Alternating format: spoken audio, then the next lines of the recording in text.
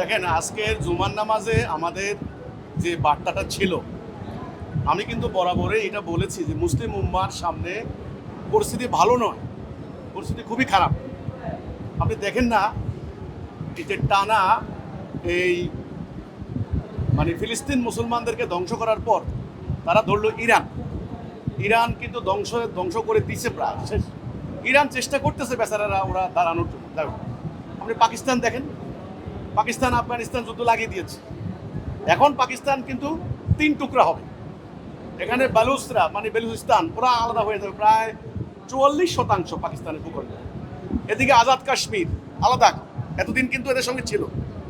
কারণটা যেই হোক না কেন, আমাদের এই বাংলাদেশ দেখেন, কথা হচ্ছে রংপুর আলাদা করে নিয়ে যাবে, পার্বত্য চট্টগ্রাম ওরা কিন্তু ওখানে ওরা পতাকা বানাই ফেলছে, আন্দোলন হচ্ছে, নিয়ে যাবে। এদিকে আমেরিকার আধিপত্য, চীনের, আসলে পরিস্থিতি ভালো না। মুসলমানদের পরিস্থিতি কিন্তু ভালো না। আমরা বলেছি, আমার এই জুমার বয়ানে আমি বলেছি তাড়াতাড়ি ঐক্যবদ্ধ হইতে হবে ভাই। আমাদের জাতির ভিতরে যে সমস্ত দুঃখজনক দুর্ভাগ্যজনক যে আপনার হলো বিভক্তিগুলি ছিল, আছে এতদিন, আমরা বিভিন্ন দলে, ফেরকায়, রাজনৈতিক দলে, ধর্মীয় তরিকায় টুকরো টুকরো হয়ে গেছি, এক তরিকা আরেক তরিকার বিরুদ্ধে, এক সংগঠন আরেক সংগঠনের বিরুদ্ধে। এটা বন্ধ করে তাড়াতাড়ি আল্লাহ তাওহীদের উপরে ঐক্যবদ্ধ হয়ে আল্লাহ যে দিন আমাদের জন্য প্রেসক্রাইব করেছেন এটা কায়েম করতে হবে। আজকে জুমার নামাজে আমি আমাদের জাতীয় ঐক্যের কথা বলেছি, দিন প্রতিষ্ঠার কথা বলেছি, জিহাদের কথা বলেছি।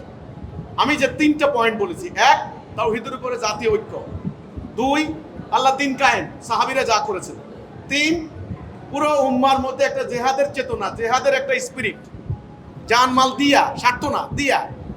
এই 3টা কথার প্রাধান্য দিয়ে কিন্তু আমি আজকে জুমার নামাজে এই কথাটাই বলেছি। এটাই এখনকার আমি মনে করি সকল ইমামদেরও বলা দরকার। কিন্তু দুঃখজনক, আমি শুনতে পাচ্ছি কোনো মসজিদে দাঁড়িয়ে আমার বিরুদ্ধে কথা বলা হচ্ছে। এটা অত্যন্ত বেদনাদায়ক, দুঃখজনক, খুব হতাশাজনক। তো আজকে জুমার দিনে এটাই ছিল আমার বার্তা, আমাদের জাতিকে তাড়াতাড়ি তাওহীদের উপর ঐক্যবদ্ধ হতে হবে।